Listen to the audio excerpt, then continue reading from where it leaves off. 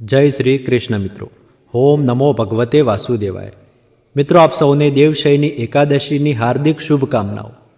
वर्ष 2026 में देवशयनी एकादशी 2 दिवस आवी रही है અને તેથી દરેકના મનમાં શંકા છે કે આ એકાદશીનું વ્રત ક્યારે રાખવું અને પારણા ક્યારે કરવું। આ એવી એકાદશી છે જેના દિવસે ભગવાન શ્રી હરિ વિષ્ણુ યોગ નિંદ્રામાં વિરાજમાન થાય છે અને ત્યાર પછી ચાતુર્માસનો પ્રારંભ થાય છે।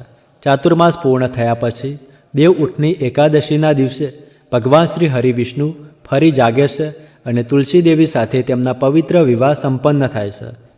વૈદિક પંચાંગ અનુસાર અષાઢ માસના સુદ પક્ષની એકાદશીને દેવશયની એકાદશી તરીકે ઓળખવામાં આવે છે અને કારણ કે આ દિવસે ભગવાન શ્રી હરિ વિષ્ણુ યોગ નિંદ્રામાં જાય છે તેથી તેને દેવશયની, હરિશયની અથવા પદ્મા એકાદશી પણ કહેવામાં આવે છે।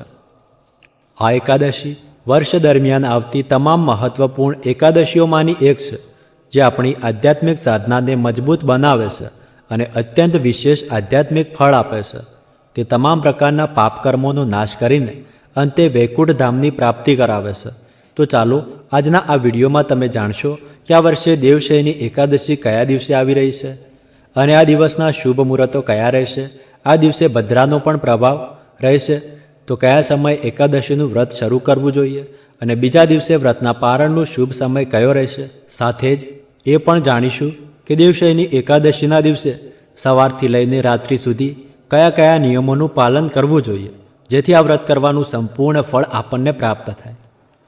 મિત્રો, વિડીયો શરૂ કરતાં પહેલાં જો તમે ચાહો છો કે આ વ્રતનું સંપૂર્ણ ફળ તમને પ્રાપ્ત થાય, ભગવાન શ્રી હરિ વિષ્ણુ તમારી બધી જ મનોકામનાઓ પૂર્ણ કરે તો આ વિડીયોને એક લાઇક કરી લેજો અને કોમેન્ટમાં જય શ્રી હરિ વિષ્ણુ અથવા જય શ્રી કૃષ્ણ લખી લેજો। તો ચાલો આજનો દેવશયની એકાદશી ક્યારે છે તે વિશેષ વિડીયો શરૂ કરીએ। પદ્મપુરાણના ઉત્તરખંડમાં વર્ણન મળે છે કે અષાઢ માસના સુદ પક્ષની એકાદશીના દિવસે ભગવાન શ્રી હરિ વિષ્ણુ 4 મહિના માટે યોગ નિંદ્રામાં વિરાજમાન થાય છે અને તેથી આ સમયને દેવતાઓની રાત્રિ માનવામાં આવે છે। આ સમય દરમિયાન કોઈપણ શુભ કે માંગલિક કાર્ય કરવામાં આવતું નથી પરંતુ વધુમાં વધુ આધ્યાત્મિક કાર્યો કરવામાં આવે છે। આ વર્ષે દેવશયની એકાદશી 25 જુલાઈ 2026 શનિવારના રોજ આવશે। આ વખતે એકાદશી તિથિનો પ્રારંભ 24 જુલાઈ 2026ના રોજ સવારે 9:12 થશે અને એકાદશી તિથિનું સમાપન 25 જુલાઈ 2026 શનિવારના રોજ સવારે 11:34 થશે। ત્યારબાદ દ્વાદશી તિથિનો પ્રારંભ થશે। તો ઉદ્યા તિથિના આધારે જોવામાં આવે તો 24 જુલાઈના રોજ ભલે સવારે એકાદશી તિથિનો પ્રારંભ થઈ રહ્યો હોય પરંતુ સૂર્યોદય સમયે એકાદશી તિથિ પ્રાપ્ત થતી નથી। તેથી આ વખતે દેવશયની એકાદશીનું વ્રત આપણે 25 જુલાઈ 2026 શનિવારના રોજ જ રાખીશું। હવે આ દિવસના તમામ શુભ મુહૂર્ત જાણી લઈએ। દેવશયની એકાદશીના દિવસે બ્રહ્મ મુહૂર્તનો સમય સવારે 4:16 થી 4:57 સુધી રહેશે અને સૂર્યોદય સવારે 5:38 થશે। પ્રાતઃકાળે ભગવાન શ્રી હરિ વિષ્ણુની પૂજા અર્ચનાનો સમય સવારે 4:36 થી 5:38 સુધી રહેશે અને સાંજે ભગવાન શ્રી હરિ વિષ્ણુની પૂજા અર્ચનાનો સમય સાંજે 7:17 થી 8:19 સુધી રહેશે। સૂર્યાસ્તનો સમય સાંજે 7:17 રહેશે। આ દિવસે અભિજીત મુહૂર્ત બપોરે 12 થી 12:55 સુધી રહેશે અને અમૃતકાળ રાત્રે 9:41 થી 11:29 સુધી રહેશે। વિજય મુહૂર્ત બપોરે 2:44 થી 3:38 સુધી રહેશે અને રાહુકાળ સવારે 9:03 થી 10:45 સુધી રહેશે। તેથી જો તમે દેવશયની એકાદશીના દિવસે ચાતુર્માસના વ્રતનો સંકલ્પ અને નિયમોનું પાલન શરૂ કરવા માંગતા હોય તો રાહુકાળ શરૂ થાય તે પહેલાં જ તમારો સંકલ્પ અને પૂજા વિધિ પૂર્ણ કરી લેવી। એટલે કે સવારે 9:03 પહેલાં સંકલ્પ, સ્થાપના અને અન્ય તમામ શુભ કાર્યો પૂર્ણ કરી લેવા। રાહુકાળ દરમિયાન કોઈપણ શુભ કે માંગલિક કાર્ય કરવામાં આવતું નથી અને નવા શુભ કાર્યની શરૂઆત પણ કરવામાં આવતી નથી। આ વખતે દેવશયની એકાદશીના દિવસે ભદ્રાનો વાસ પણ રહેશે પરંતુ ભદ્રાનો વાસ સ્વર્ગલોકમાં હોવાથી પૃથ્વી ઉપર રહેતા લોકો માટે તે કોઈ અશુભ ફળ આપનાર નથી। તેથી નિશ્ચિત રહીને તમે દેવશયની એકાદશીનું વ્રત પૂર્ણ કરી શકો છો અને ચાતુર્માસનો પ્રારંભ કરી શકો છો।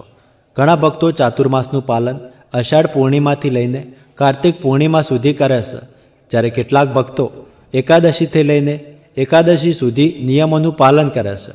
તેથી તમે તમારી અનુકૂળતા મુજબ નક્કી કરી શકો છો કે તમારે એકાદશીથી એકાદશી સુધી નિયમો પાળવા છે કે પછી પૂર્ણિમાથી પૂર્ણિમા સુધી. એ તમારી ક્ષમતા મુજબ તમે નક્કી કરી શકો છો. હવે દેવશયની એકાદશીના વ્રતના પારણનો સમય જાણીએ. પારણ બીજા દિવસે એટલે કે 26 જુલાઈ 2026 રવિવારના રોજ સવારે 5:40 થી 10:15 સુધી કરી શકાય છે. આ જ દેવશયની એકાદશીના દિવસે ગૌરી વ્રતનો પણ પ્રારંભ થાય છે, જેમાં કુંવારી કન્યાઓ 5 દિવસ સુધી માતા પાર્વતીની વિશેષ પૂજા અર્ચના કરે છે અને ભવિષ્યમાં સારા પતિની પ્રાપ્તિ માટે પ્રાર્થના કરે છે. તો તેનો વિડીયો પણ તમે જોવા માંગતા હોય તો તેનો વિડીયો પણ અમારી ચેનલ ઉપર અપલોડ છે. તેમાં તમને સંપૂર્ણ ગૌરી વ્રતની પૂજાવિધિ, મહત્ત્વ એ સંપૂર્ણ માહિતી મળી જશે. તો એ વિડીયો તમે જરૂર જોઈ લેજો. હવે જુઓ, આ દેવશયની એકાદશી અત્યંત જ મહત્ત્વપૂર્ણ છે. આપણા શાસ્ત્રોમાં વર્ણન આવે છે કે આ એકાદશીના દિવસે ભગવાન શ્રી હરિવિષ્ણુ 4 માસ માટે એટલે કે શ્રાવણ, ભાદરવો, આસો અને કાર્તિક આ 4 મહિના માટે યોગ નિંદ્રામાં વિરાજમાન થાય છે. અને તે સમયે બધા દેવી દેવતાઓ ભગવાન શ્રી હરિવિષ્ણુના શરણમાં જાય છે. એવા સમયે દેવોના દેવ મહાદેવ એટલે કે ભગવાન ભોળાનાથ સમગ્ર પૃથ્વીનો કાર્યભાર સંભાળે છે. તેથી ચાતુર્માસનો આ વર્ષા ઋતુનો સમય આપણી સાધના માટે અને આપણી આધ્યાત્મિક પ્રગતિ માટે સૌથી મહત્ત્વપૂર્ણ સમય માનવામાં આવે છે. આ સમય એવો છે જેમાં તમે શક્ય તેટલો વધુ પ્રયત્ન કરીને તમારી સાધનાને મજબૂત બનાવી શકો છો અને તમારી ભક્તિમાં આગળ વધી શકો છો. આ સમય દરમિયાન જે નિયમોનું પાલન કરવામાં આવે છે તેનું અનંત ગણું વધુ પુણ્યફળ પ્રાપ્ત થાય છે. તેથી પ્રયત્ન કરો કે આ દેવશયની એકાદશી ઉપર સંપૂર્ણ શ્રદ્ધા સાથે નિયમોનું પાલન કરો. થોડી કઠિન તપસ્યા કરો, કોઈ વિશેષ સંકલ્પ લો અને પોતાને ભગવાન શ્રી કૃષ્ણ તરફ આગળ વધારવા માટે તૈયાર કરો. શક્ય તેટલો વધુ હરે કૃષ્ણ મહામંત્રનો જપ કરો. આ ચાતુર્માસ દરમિયાન તુલસીજીની પૂજાની રીતમાં પણ ફેરફાર થાય છે. આ દરમિયાન તુલસીજીની પૂજામાં કયા નિયમોનું પાલન કરવું, જો એ વિશે તમે જાણવા માંગતા હોય તો કોમેન્ટમાં જણાવી દેજો. તેનો વિડીયો પણ અમે જરૂર અપલોડ કરી લેશું. ચતુર્માસમાં કયા નિયમો લેવા જોઈએ અને તેની વિધિ શું છે તે વિશેનો વિડીયો પણ અપલોડ થઈ ચૂક્યો છે. તો એ વિડીયો પણ તમે જરૂર જોઈ લેજો. મિત્રો, દેવશયની એકાદશીના દિવસે જો તમે ભગવદ્ ગીતાજીના પવિત્ર અધ્યાયનું શ્રવણ કરવા માંગતા હોય અને દેવશયની એકાદશીની વ્રતકથા સાંભળવા માંગતા હોય તો તેનો વિડીયો પણ અમારી ચેનલ પર એકાદશીના દિવસે આવી જશે. તો એ વિડીયો તમે જોવાનું ભૂલતા નહીં, કેમ કે આ દિવસે ભગવદ્ ગીતાના પાઠનું શ્રવણ કરવું અનંત ગણું પુણ્ય ફળ પ્રદાન કરે છે. તેથી તમે અમારી ચેનલ ઉપર આ દિવસે ભગવદ્ ગીતાજીના પાઠના અધ્યાયનું શ્રવણ જરૂર કરજો.